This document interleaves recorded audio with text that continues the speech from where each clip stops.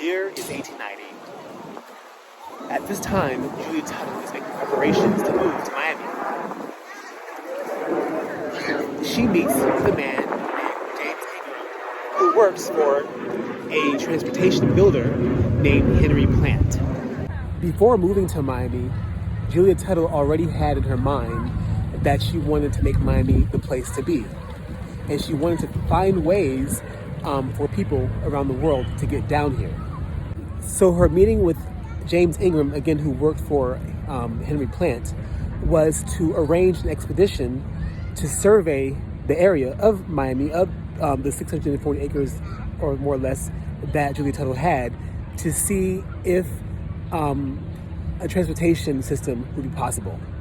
So railroad tycoons, Henry Flagler and Henry Plant, funded the expedition, okay? They funded the expedition for James Ingram and his party to come down to this area, to South Florida, to survey it, to see if the conditions are favorable for a railway system. Getting around at that particular time would have required one to be able to maneuver through really raw conditions. So that expedition that was arranged was the result of Julia Tuttle writing to various businessmen, as the such I mentioned before, including Rockefeller and more. Her letters were written to convince the parties that I mentioned before, such as Henry Flagler, Henry Plant, and Rockefeller, and more, to convince them to get their railroads down to Miami. Now, you might be asking, what was she going to give in return? Her offer was portions of her land. So keep in mind, this is the initial phase. She had just gotten to Miami, okay? And she wrote these letters. Not everyone said yes to partaking in the expedition, and no one said yes to a railroad yet. Okay, so we have a before and after here. This picture below was taken around the 1890s, of course, and we have the Brickell home seen at the corner of the island, all right? And across from there, of course, not exactly across, but across from there is Fort Dallas, where Julia Tuttle, of course, resided. Now, above, I'm showing you the corner, I believe, where the Brickell home was. I could be wrong. Correct me if I'm wrong. That's okay if you correct me.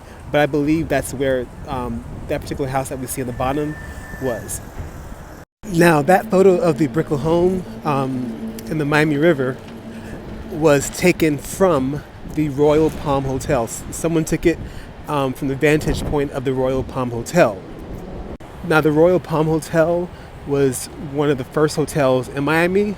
In fact, probably the first grand hotel in Miami, and it was built by Henry Flagler. However, we'll discuss more about that later. So the purpose of this video was to give sort of a framework of the how. We know the why Julia Tuttle wanted to come down here. We know the when she came down here. We know the where she moved. We know where her neighbors were, okay? And this video is somewhat of the murky middle. It tells us kind of how she got the conversation going about getting a railroad down here. There are a few things that we should know, okay? I don't want to give the perception that she was like the only person here and the total founder of Miami. And, you know, her block was the only block. No. The Bahamians, right, of Coconut Grove were already here. They had an established community, all right? And her father actually had property down here in the area, not too far, right? And was already neighbors with the Brickells. So it's not like she was like the total founder.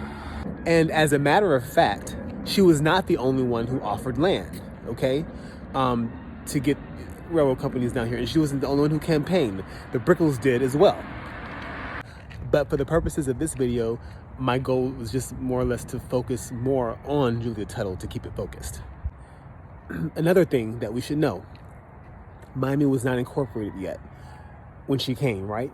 So you have to ask yourself, this woman who couldn't vote, right, wants to start a city. Very revolutionary, very revolutionary. But stay tuned for more. Thank you for watching. Thanks for letting me share.